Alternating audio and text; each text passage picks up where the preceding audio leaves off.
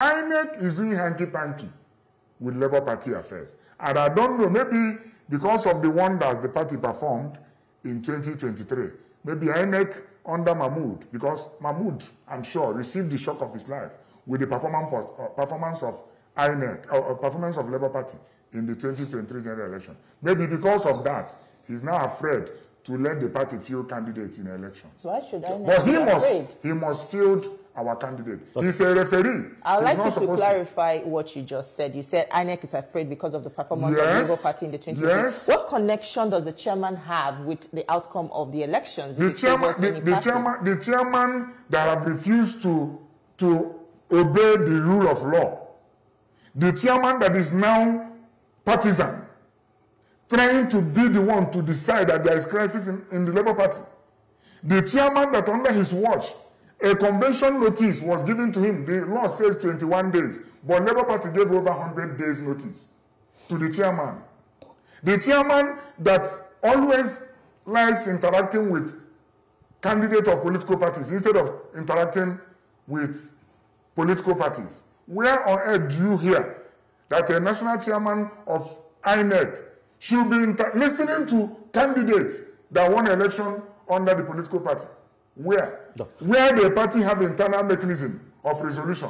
If any candidate or governor or senator that has issue with what is happening in the party, they should come to the party, make their case known, and in case they are not responded to, they have the right to even go to court, not to go to INEC. INEC does not have the right to meddle into the internal affairs of political parties. Mr. Ahanotu, I think what is there is that there is a faction in Labour Party. There is a Nenedi Usman's faction. Which INEC that they don't recognize? Just let me put out my question.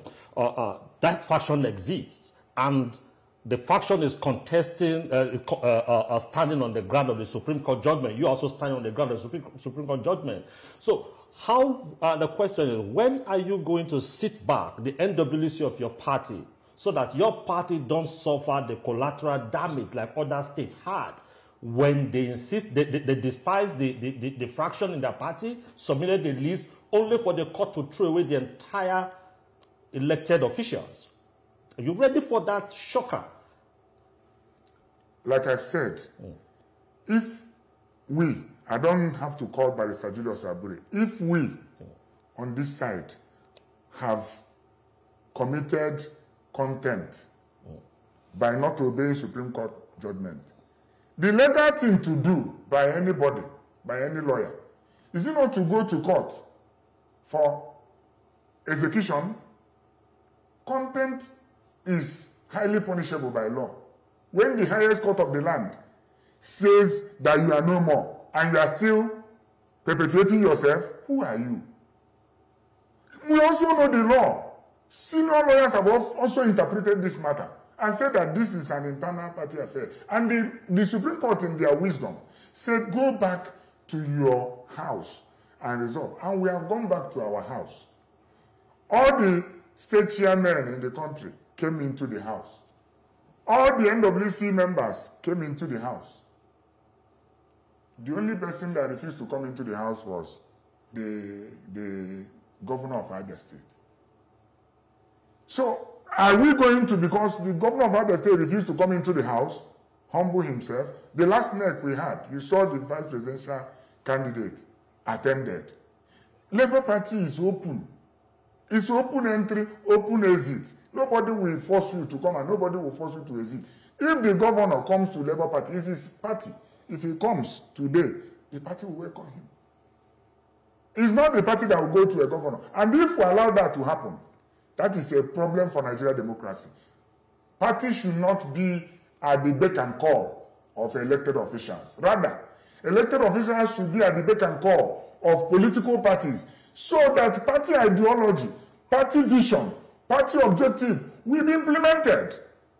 The moment you hand over the party to an elected official, the first thing he will do is like what the governor of Abia State did in this matter that you are referring to as faction, making the national secretary of that their committee his brother from the same ward.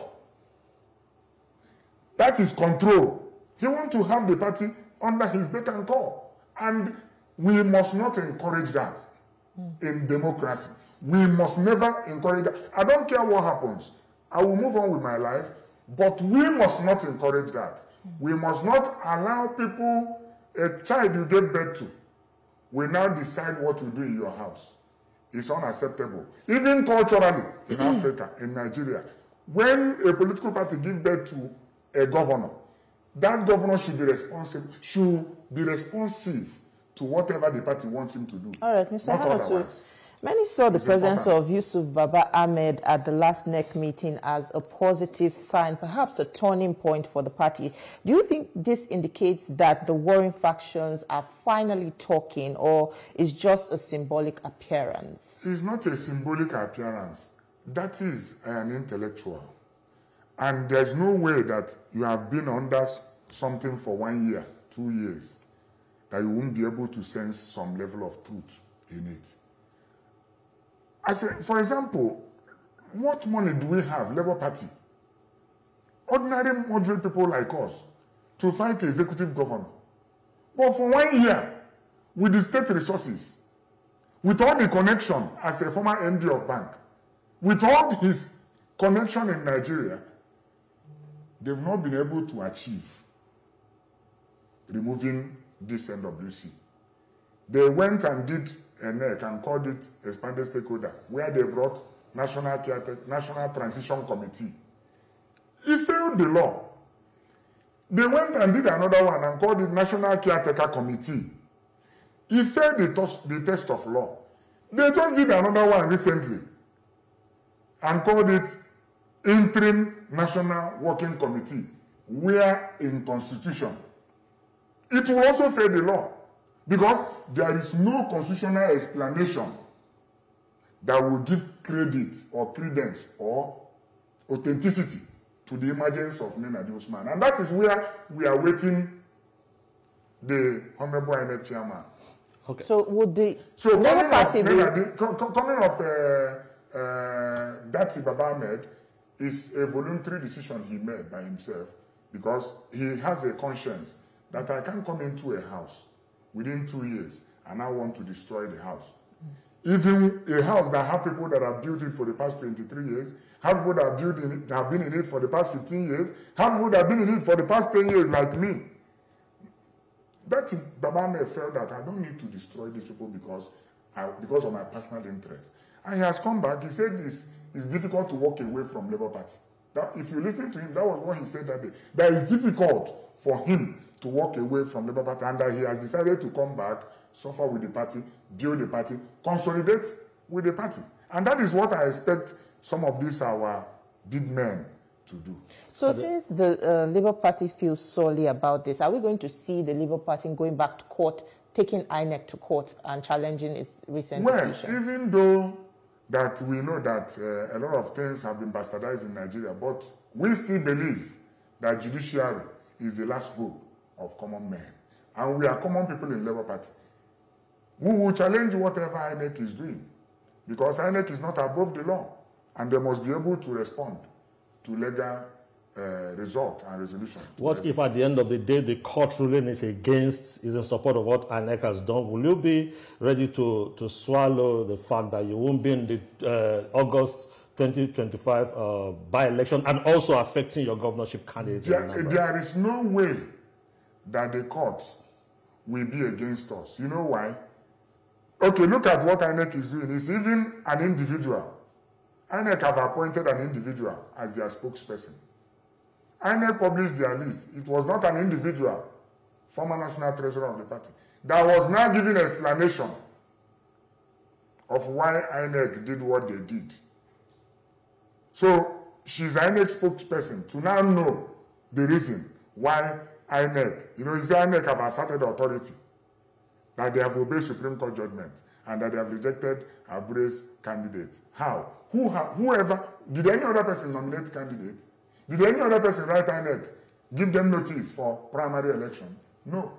So what they are doing, we will be watching from now. We are not sleeping. We will see where it will lead INEC and Labour Party. But I can assure you that the court is the last hope of common man. We will challenge it in court if need be. But I believe that they will correct the anomaly they have committed.